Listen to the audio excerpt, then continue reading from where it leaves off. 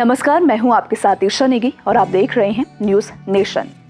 3 तलाक को कानून खत्म कराने के बाद मुस्लिम महिलाओं ने तलाक ए हसन को हटाने का बेड़ा उठा लिया है। सुप्रीम कोर्ट में तलाक ए हसन के खिलाफ एक और याचिका दायर की गई है।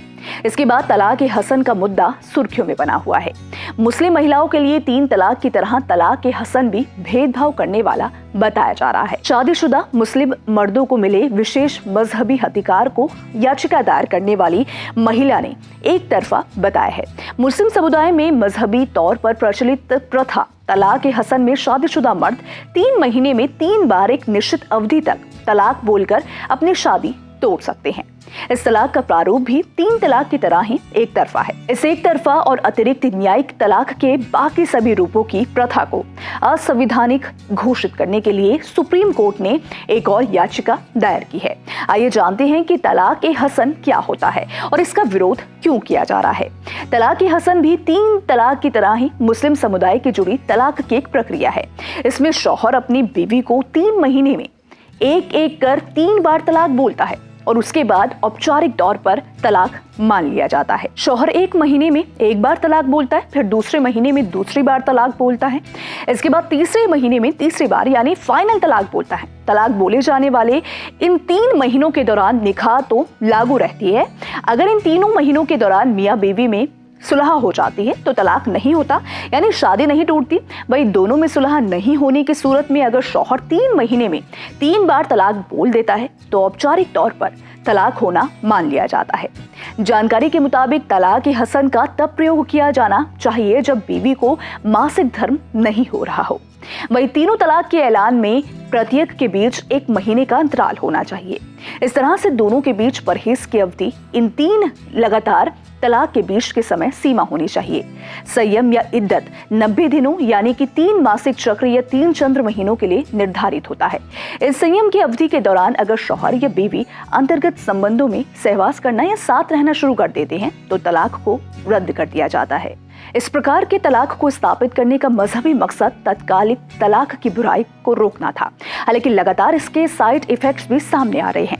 ट्रिपल तलाक यानी तलाक के बिद्दत को शायरा बानो बनाम भारत संघ के मामले में सुप्रीम कोर्ट ने साल 2017 में असंवैधानिक घोषित कर दिया था। इसमें मुस्लिम पुरुष अपनी बीवी को एक बार में 3 तलाक बोलता था और शादी खत्म हो जाती थी। इसे असंवैधानिक घोषित किए जाने के बाद मुस्लिम महिलाओं ने राहत की सांस ली थी। अब 3 तलाक की वजह ही तलाक ए हसन का मामला भी सामने आया है। इसके खिलाफ भी कई याचिकाएं दायर की जा चुकी हैं। इस्लामी तलाक प्रक्रिया को जनहित याचिका दायर कर सुप्रीम कोर्ट ने चुनौती दी गई है। इससे पहले भी एक मुस्लिम महिला द्वारा दायर याचिका में केंद्र से सभी नागरिकों के तलाक के लिंग, तटस्थ धर्म, तटस्थ समान आधार और तलाक की समान प्रक्रिया के लिए दिशा निर्देश तैयार करने की मांग की गई थी।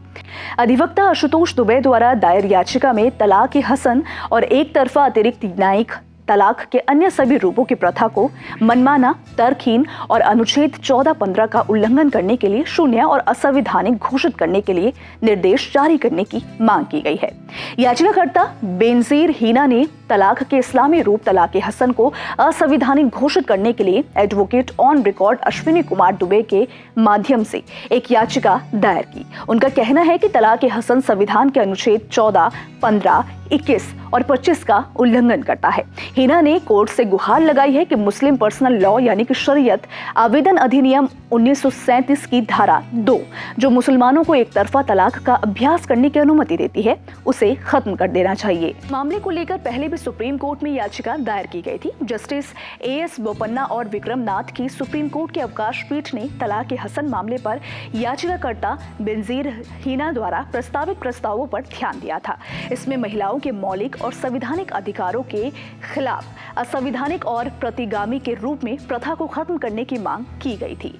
बेनजीर हीना ने दावा किया है कि उनके पति यूसुफ ने उन्हें इस साल मई में तलाक ए हसन प्रक्रिया के माध्यम से एक तरफा तलाक दिया था। याचिका में संबंधित धार्मिक नेताओं को तलाक ए हसन को अमान्य करने और किसी भी महिला को शरिया कानून के तहत प्रचलित तलाक का पालन करने के लिए मजबूर नहीं करने का निर्देश देने का भी अनुरोध किया गया है। वही एक और याचिका करने वाली नाजरीन ने ये भी कहा है कि निकाह हलाला की प्रथा को भी असंवैधानिक करार दिया जाना चाहिए। फिलहाल इस वीडियो में इतना ही।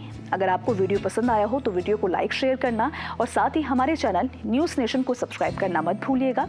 और अगर आपको विस्तार रूप चाहिए खबरों का तो आप हमारी वेबसाइट newsnationtv.com पर भी विजिट कर सकते हैं।